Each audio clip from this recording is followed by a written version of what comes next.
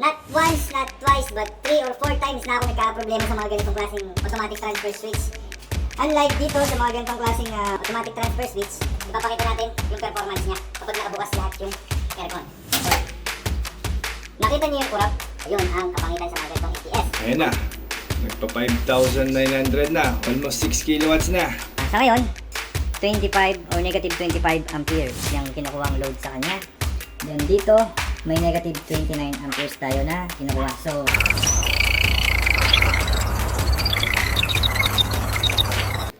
Okay mga ma'am and sir, welcome again sa ating vlog.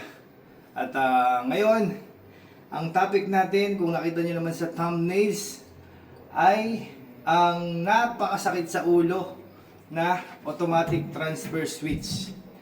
Not once, not twice, but 3 or 4 times na ako nagka-problema sa mga ganitong klaseng automatic transfer switch.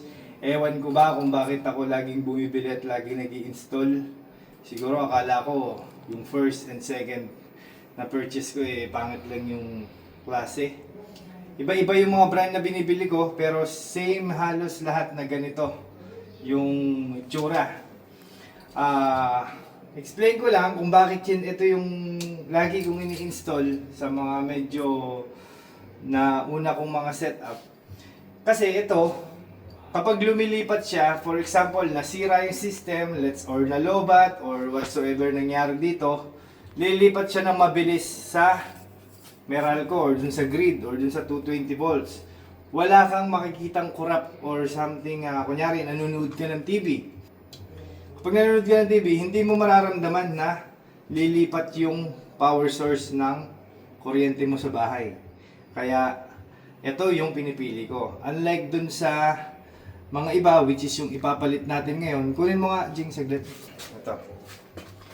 Unlike dito sa mga ganitong klaseng automatic transfer switch, kapag lumipat siya, let's say namatay yung ginagamit natin na power source, for example, itong solar natin, kapag namatay yon, lilipat siya kay Meralco, medyo may seconds siya. So, kung nanonood kayo ng TV, makikita nyo, mamamatay yung TV.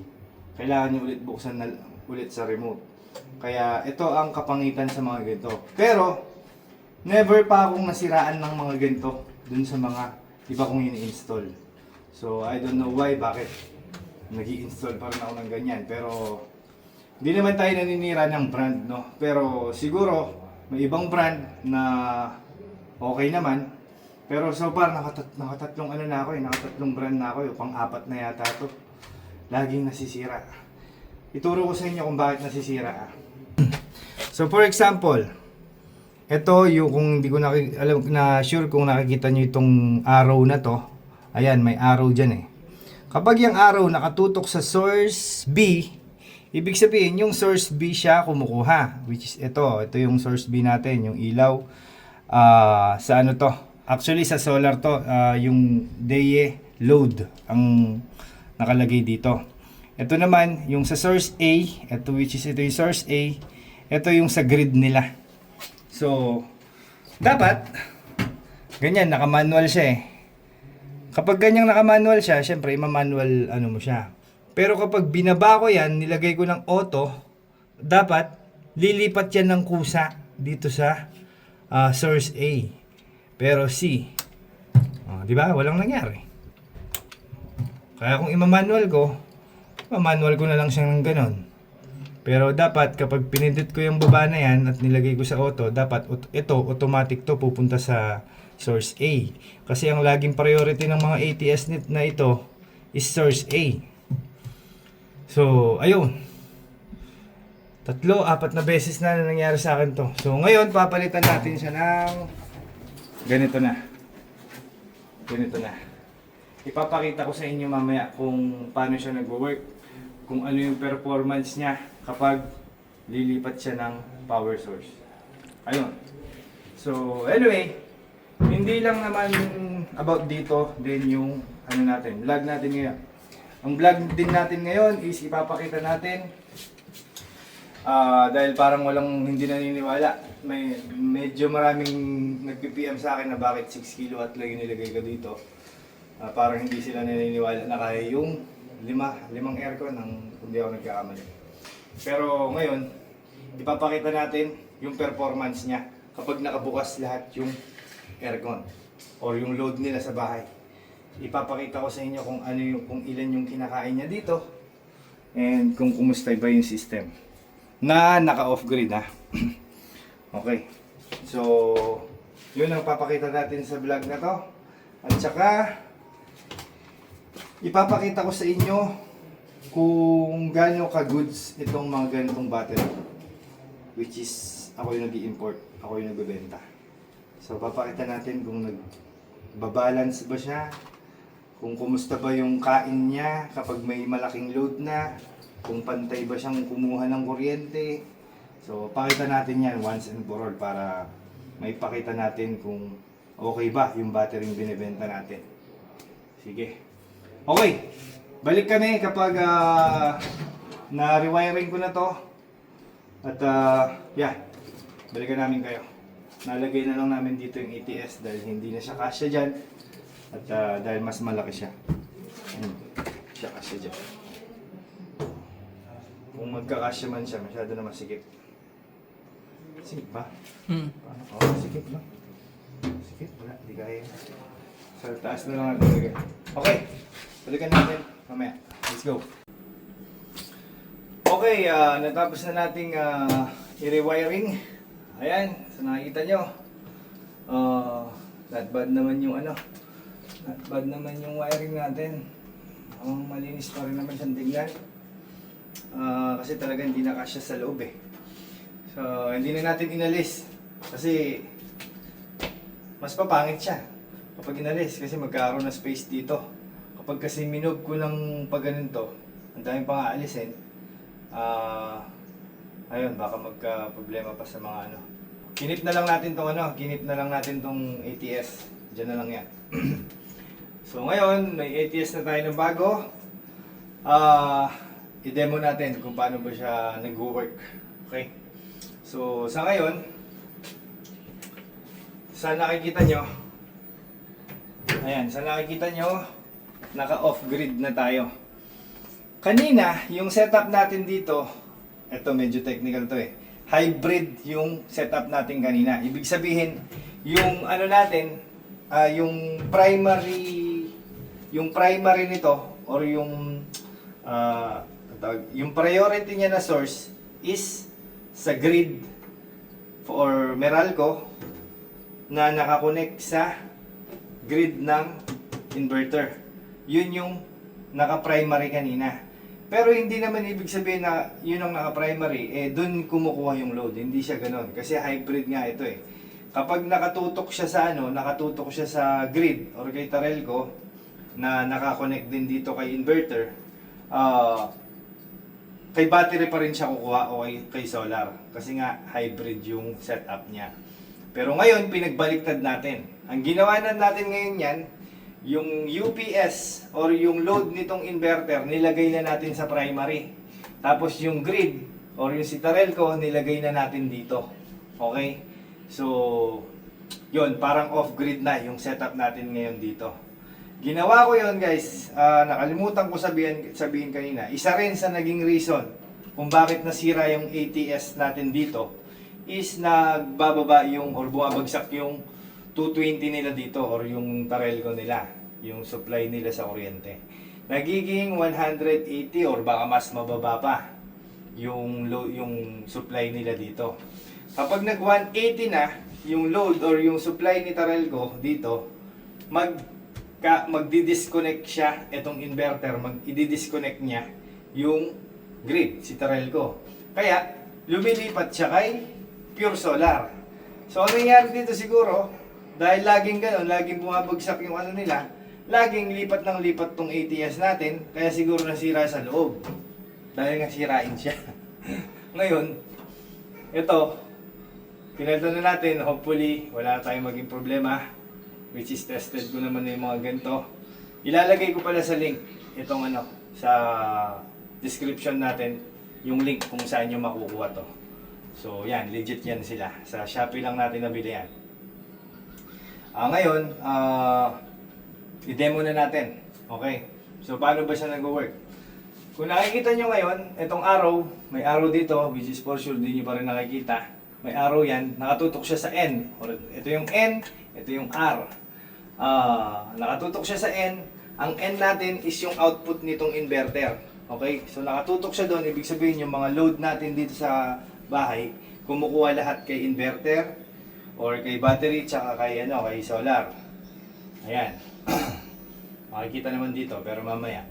Tapos, yung grid nito, yung si Tarelco, ayan, hindi siya nakatutok. So, walang kinukuha kay grid ngayon. So, pure solar tayo ngayon kumukuha. Off-grid yung setup niya. So, paano ba siya nag-work? Okay. So, ngayon, before yung ATS, kailangan magkaroon tayo ng external breakers. Hindi naman dapat direkta ka na dyan eh. Dapat may breakers pa rin. So, ito yung breaker ni grid. Tingnan nyo Ito yung grid, yung Tarelco. May ilaw doon. Kapag pinatay ko yan, nawala yung ilaw, di ba? So, wala pa rin mangyayari kasi nga nakatutok naman siya kay solar eh. Hindi naman siya nakatutok doon. So, buksan natin. May ilaw ulit. Ngayon, patayin yan natin. Ito yung sinasabi ko kanina. In case na may masira dito sa system or whatsoever na mangyari sa kanya, dapat itong ATS lilipat kay Tarelco. So, hindi na natin necessary na kailangan patayin itong inverter or yung battery kasi meron naman breaker dito na nilalabasan niya or sinusuplayan niya. Subukan natin patayin to. Yung nanggagaling kay solar, tignan natin kung lilipat. Kita ba Okay. See? Lumipat. Nakita niyo yung kurap? So, yun ang kapangitan sa mga ganito. Kumukurap siya. Meron milliseconds na mamamatay yung appliances ninyo. So, yun nga, sabi ko kanina, pag nanonood kayo ng TV, mamamatay yung TV, tapos bubuksan nyo lang ulit sa remote. So, yun ang kapangitan sa mga ganitong ATS. Unlike dito sa mga ganitong ATS, which is hindi na natin na demo, pero for sure, guarantee na walang kurap yan. Hindi halos talaga namamatay yung mga ilaw dyan. Unlike sa mga ganito. So, yun ang pagkakaiba nila. Pero, of course, mas pipiliin ko pa rin yung ganito. At least yung pagkakaiba nila, hindi nasisira basta-basta yung ganito. Okay. So, ayun. Ngayon, balik na ulit natin sa load, sa solar. Dahil ayaw natin gumamit ng grid. See? Kumurap na naman siya. Okay. So, ayun na. Ganun lang siya. Ngayon, okay na. Wala tayong problema sa ATS. So, whatsoever mangyari dito, lilipat lang kay grid. Okay. So, sara na natin yan. Okay. Tapos na tayo kay ATS. Na-solve na natin. Dito naman tayo kay inverter. Okay. Ang inverter natin is 6 kilowatt hybrid DEA inverter. Okay. So, 6 kilowatt. Ngayon, ilang bang aircon ang kaya nito? So, tetestingin natin, buksan lahat yung aircon ngayon. Tapos, ilapit mo ng konti dito, pre. So, sa ngayon, meron silang load na 682 watts. Okay? Hindi ko alam kung ano yung nakabukas, pero 682 watts ang, ayun na, nag 2,000 na. Baka may nakabukas na rin ng aircon ngayon. Pero, buksan natin lahat. Yung harvest natin ng solar, dahil 430 na, mahina na lang. 253 watts na lang, oh. Wala na tayong harvest ng solar. Bali, ano to? 12 pieces na 615 watts to. Pero dahil 430 na, wala na. 2,500 watts na lang. Tapos yung battery natin, meron pa tayong 95%. Okay. May 95% pa tayo na battery. So ngayon, pabukas na natin yung mga aircon. Sige, pause mo muna, pre. Sige, okay. So, ayun, nabuksan na yung mga apat na aircon. Ito. Ayan na. Nagpa 5,900 na. Almost, ano na? Almost 6 kilowatts na. So, ayan. Oh, nag 6 kilowatts na. Oh. Ang lakas na ng load niya. Oh. Kaya naman. Ayan, syempre bababa ng konti yung load. Not all the time naman ganyan yung load niya kasi yung mga aircon every some minute mamamatay naman yung ano niyan, yung pinaka makina niya. So, yung starting lang talaga. So, yan. 5 aircon, smooth na smooth. Actually, guys, sige. Yan na. Okay na. Na load na lahat, bossing, no? Na okay na lahat yung aircon, no? Tsaka yung mga ilaw, nakabukas na rin. Tapos may kasama pang rep. Dalawa ba yung rep? Isa. Isa lang, no? Okay. So, ayun.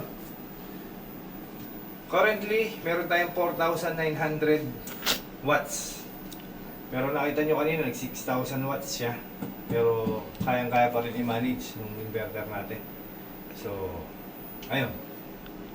Pero beware lang, na kung 5,000 watts yan, at wala na tayong tulong ni solar, pure battery na kumukuha, kung 5,000 watts to, ang load, tapos 15,000 watts lang yung inverter natin, ay yung, hindi, actually 30,000 watts pala to. 30,000 watts na tong battery natin. So, dapat, mga 5 times, mga 6 hours, malolobat na. O, kaso, nagsi 6.6 oh. Nakabukas siguro yung ano pre. Nakabukas yung tawag dito. Nakabukas ang kaya siguro pare. Jetmatic. Itong Jetmatic. Bulat yan May daya ito. Daya. Bumukas pa yung Jetmatic. Nag 6.36 kilowatts siya. Pero kaya naman kasi ang peak power nito, kung di ako nagkakamali, 1,200 watts. So, kaya niya pa. Pero hindi kasi healthy yun guys Hindi healthy na talagang isasagad natin yung capacity nung inverter dun sa load ninyo. Much better, mas malaki na talagang inverter. Pero dito kasi, kaya ganito lang yung kinabit natin, yung sinuggest din natin kay client, ganito na lang din. Kasi, hindi naman in real, hindi naman talaga nila gagamitin sabay-sabay. So, never naman magsasabay-sabay yung mga aircon.